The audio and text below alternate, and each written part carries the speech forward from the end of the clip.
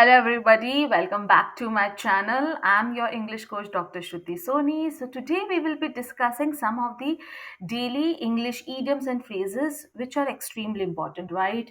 See, ये आज का lecture थोड़ा सा PPT, like you can see the screen itself किस तरीके से होने वाला है. So, today I'm going to help you out कि how you can bring changes in your communication by using these simple idioms and phrases, right? क्योंकि हम सबसे ज़्यादा किससे स्ट्रगल करते हैं? वोकैब्युलरी से स्ट्रगल करते हैं, right? Daily vocabulary okay, easy to use. Sometimes वो डेली वोकैब्युलरी से भी हम स्ट्रगल करते हैं, हमें नहीं पता होता कि हमें किस तरीके से वर्ड्स को यूज़ करना चाहिए। So today I will be teaching some idioms जो अगेन ईज़ी टू यूज़ है, जस्ट आपको रिप्लेस करना है अपने पुराने वर्ड्स के संग, राइट? उसको एज़ इट इज़ अपन को रिप्लेस करना है। कैसे करेंगे वो मैं आपको आगे वीडियो में बताऊंगी so without wasting any time yes let's get started and let me tell you if you are going to like this video then do not forget to give a like, comment below as well like which idiom did you like the most and share the video with your friends so that we can learn together and grow together. Notification bell पे जरूर hit करिएगा so that you will get the updates of my future lesson and do not forget to subscribe to my channel. Okay, so without wasting any time, let's get started and let's improve your communication and English all together with me, right? So here we go. Okay, so the first phrase is pardon my French. Can you see the screen? कितनी सुंदर है, right? Okay, so pardon my French का मतलब क्या होता है? Pardon my French का मतलब होता है, कितनी बार होता है कि हम किसी इंसान को कुछ ऐसी चीज कह देते हैं जो सही होती है, राइट? लेकिन सही के साथ वो चीज, वो स्टेटमेंट या वो शब्द उस सामने वाले इंसान को चुभ जाते हैं, राइट? उस चुभने को हम, अगर वो चुप जाते हैं तो चुभने से कहते हैं ना कि सॉरी बट मुझे ये कहना है। For that incident you can use this phrase pardon my French. So pardon my French का मतलब when you pretend that you are sorry whatever you have said which is very offensive to the other person. सामने वाले को बुरा लग रहा है बस स्टिल आपको वाली बात कहनी है तो आप पार्डन माय फ्रेंच करके बोल सकते हैं कि पार्डन माय फ्रेंच, मुझे पता है तुम्हें बात बुरी लगने वाली है। एग्जाम्पल है pardon my French but that's a damned shame, मतलब मुझे माफ करिए बोलने के लिए बट वो बहुत, जो भी आपने किया है बहुत गलत करा, बहुत शर्मिंदगी हुई है ये देख के, right? So pardon my French, you are wrong. Pardon my French, you have done something wrong. Pardon my French, you must have visited to your parents, मतलब मुझे माफ करो आपको अपने पेरेंट्स से मिलना चाहिए था। सो पार्डन माय फ्रेंच का मतलब होता है किसी चीज के लिए आप पहले ही सॉरी मांग रहे हैं क्योंकि आपको पता है सामने वाले को बुरा लगेगा, लेकिन सही बोल रहे हैं आप, right? Okay, so for that we can use pardon my French. Moving to the next, that is as keen as mustard.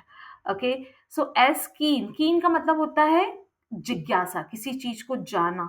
Okay, enthusiasm, right? So as keen as mustard का मतलब होता है simple, when you are highly energetic, when you are highly enthusiastic, for that you can use this phrase as keen as mustard, means very excited and enthusiastic. For example, kids are always as keen as mustard to learn new things around them. Like जो बच्चे होते हैं they are always enthusiastic. अब as keen as mustard, as you can see on the screen, as keen as mustard की जगह आप enthusiastic लिख लो।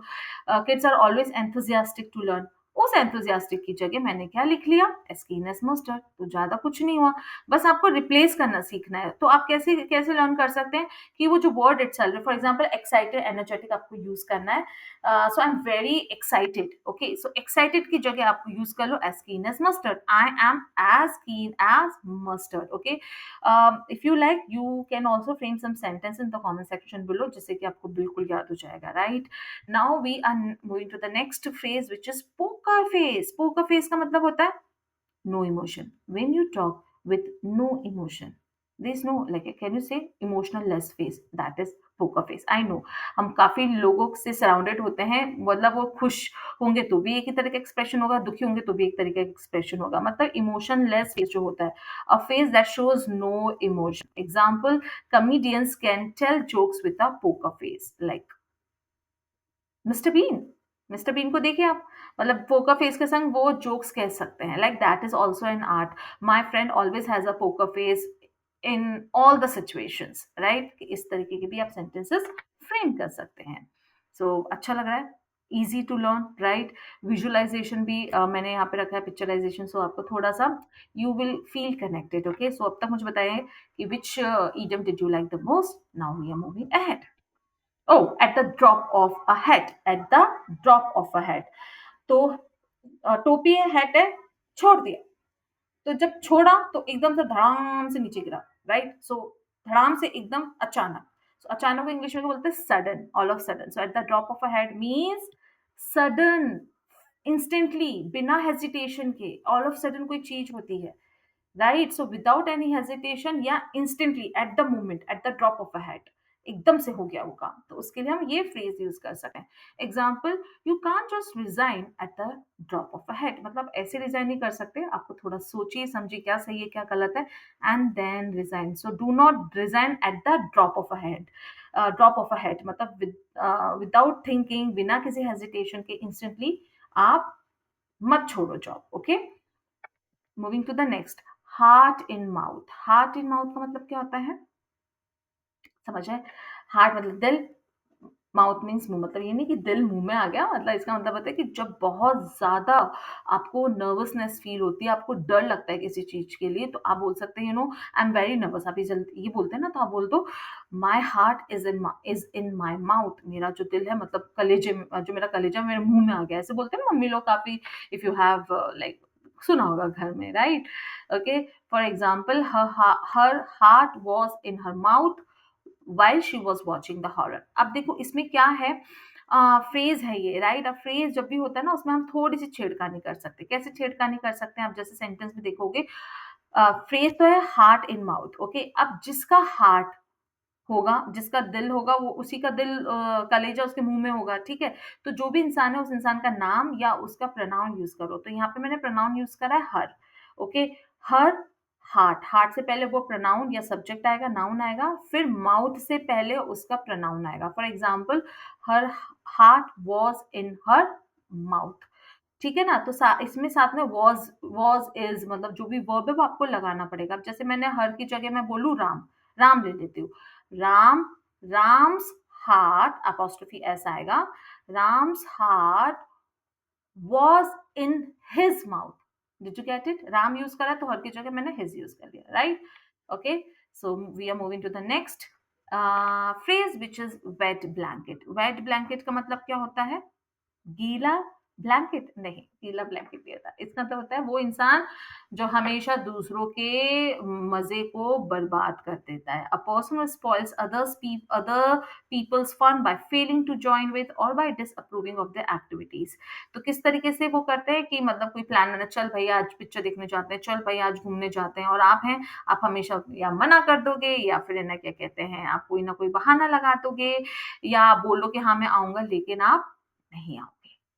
तो you are a wet blank, wet blanket, right? So that person is wet blanket. होगा आपके आपके आपके ग्रुप में 100% ऐसा इंसान होगा, right? So the sentence that we can use is, do not be a wet blanket, let's go to the park।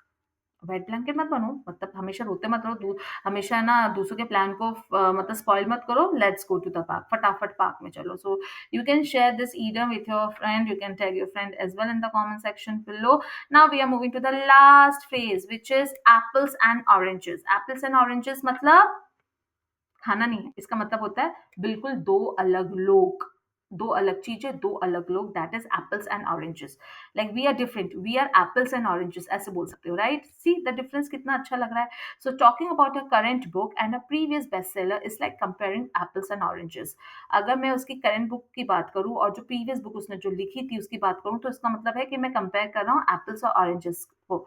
मतलब दोनों बुक बहुत ज्यादा अलग हैं एक दूसरे से, right? So apples and oranges का मतलब होता है जब हम दो दो अलग अलग चीजों को कंपेयर करते हैं, या दो अलग अलग दो चीज बिल्कुल एक दूसरे से डिफरेंट होती है इन qualities in any of the scenarios. So yes, that's it for today. मुझे बताएं कि which phrase did you like the most, and आपको ये लेक्चर कैसा लगा, मुझे जरूर बताइएगा। Do you want such lectures in future as well? Do let me know, and I will see in the next video. Bye.